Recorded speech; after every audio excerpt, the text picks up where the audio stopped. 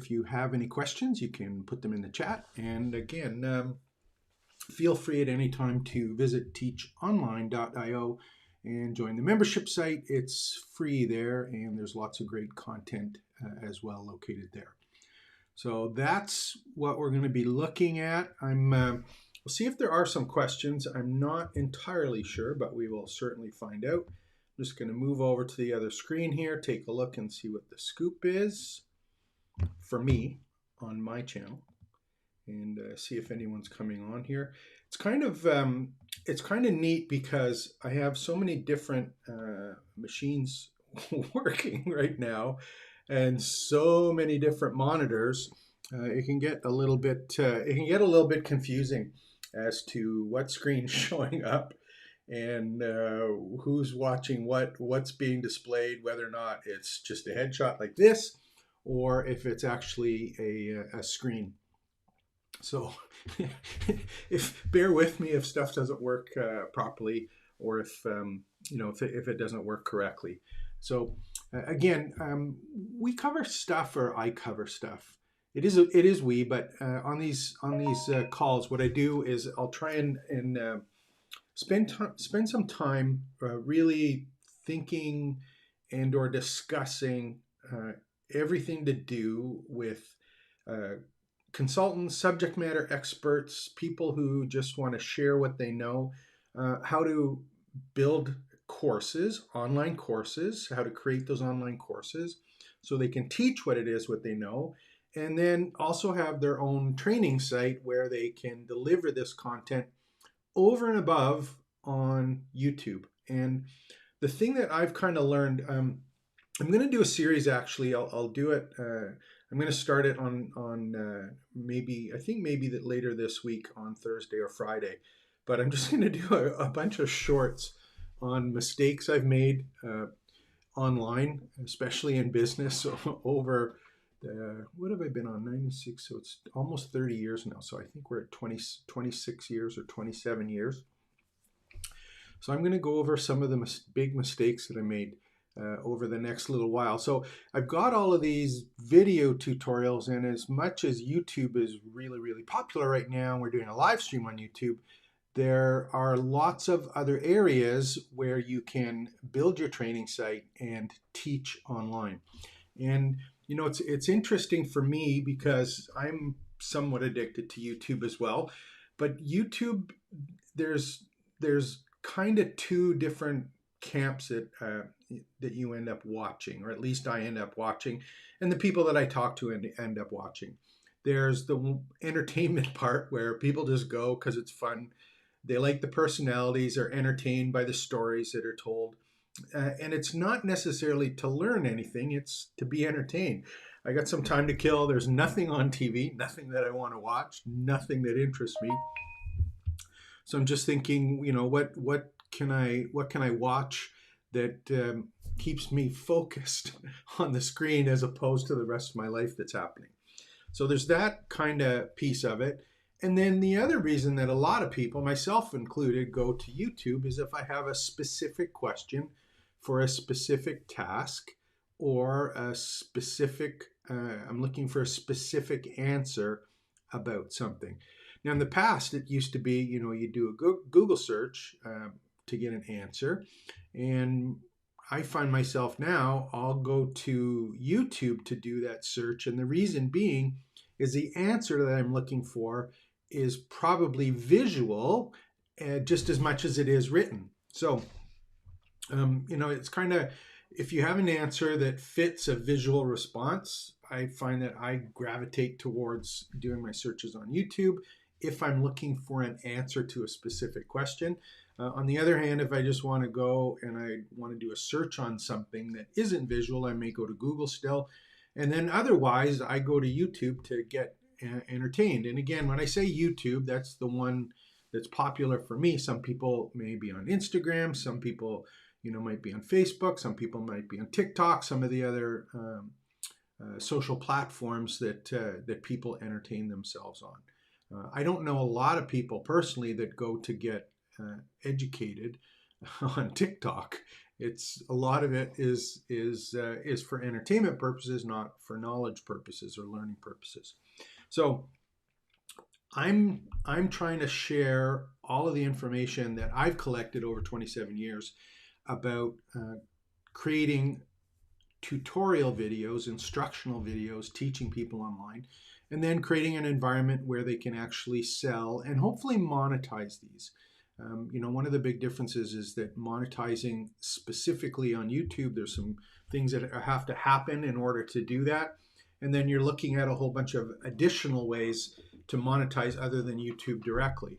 So you end up doing the things on YouTube to monetize that you would do on your own website, and some of the other areas, you end up doing it in both places. So I look at YouTube as just one kind of spoke in the wheel. And so the training site, I look at the training site and the way to create these courses and how they fit together. And the purpose is to monetize it at the end of the day. And really educate the people that you're trying to share your expertise with. So we end up dealing and working with a lot of coaches and consultants, speakers, authors, people that, and some of them are like, you can tell, got a little bit of chronically challenged here. There is a situation where you kind of look at this and you go, I'm not young anymore, not necessarily young anymore. Better put the speaker in front of me. I wonder if it's actually working. We'll find out in a second here. Again, that's one of the ones that that I play around with. It's like, how many speakers do I have active? Where is it actually coming in? I'm not necessarily sure, but I think we've got some audio here. If not, it will be a little bit of a wasted webcast, and I'll be quite embarrassed after and end up turning it off. I'm just going to go over, actually, I'm going to turn on the other screen and see if we actually have some sound here. Oh, there we go. Perfect. It's working too. So I got the microphone in front of me, so hopefully that should sound a little bit better. Yeah, so the teaching online, building out these courses, structuring the way to deliver the content that actually gets people to learn something over and above, or as well as being entertained. And I think that's a real big challenge right now for subject matter experts is it's like, you can't do a core dump and just say, here's my stuff, and you should learn it because I dumped all my stuff. It's got to be a little bit entertaining. And that's why you see, I think, on YouTube, people trying to get more involved in doing live webcasts and showing a little bit or sharing a little bit about themselves, and as much as about sharing what it is that they know. So again, I'll try and be as animated as possible and share a little bit about the personal experiences that I've had, hoping that will help out as well. Now, it's interesting for me right now. I'm just noticing let's see if I can adjust this. I'm just noticing my camera. And if you look on the camera in the background, it's not even. So I'm not sure if that's fixed now. We'll find out. And again, this is that's the other thing too. When you're teaching online, there's one thing to share all of the information. The other one is like, how do I actually, what's the technology involved in putting this all together in a way that's consumable for the people who want to watch. So that's kind of interesting as well. And one of the things that I've done recently is we have upgraded the office behind. You can tell that a little bit with the square pattern that's in behind.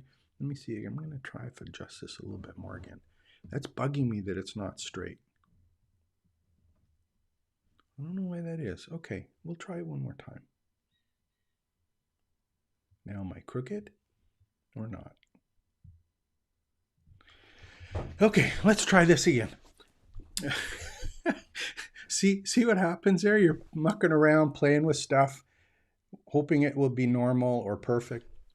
The camera that I have actually has a gimbal on it, so even though when I'm playing around with this, trying to get it straight, it's not going to get straight because it's on a gimbal. Maybe my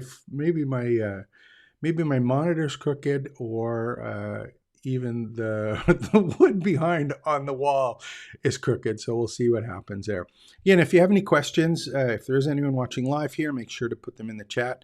or you can go and visit teachonline.io. Join the membership site. We've got some discussion forums, some great courses there for you as well. I think what I'm going to do today, I'm going to just share one little piece. Actually, well, I'm going to step back. One of the things I was talking about earlier is just the whole thing about being able to share the mistakes that you made. So I'm going to be doing some shorts on that.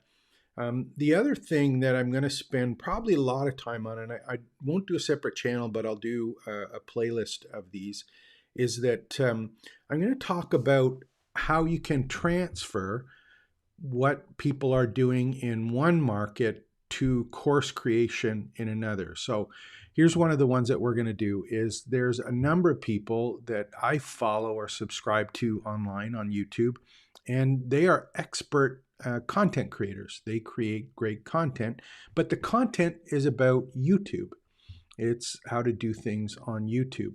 The part that I really like and I'm going to focus on is taking what they're talking about for being a content creator on YouTube and doing entertaining and sharing a little bit of information.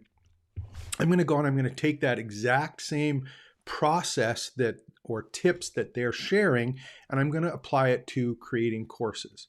So that's one of the things I'm going to focus on over the next little while, is getting to the point where you can take a look and say, okay, this works on YouTube for entertainment.